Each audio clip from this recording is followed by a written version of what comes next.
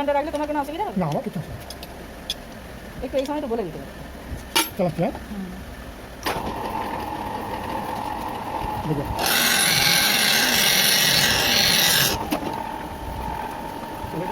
করি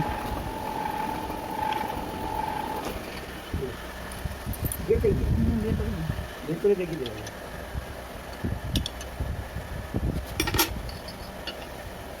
টাকা এটা অয়েল গ্লু বলে এর মাধ্যমে অলরেডি কথা শুরু হচ্ছে হ্যাঁ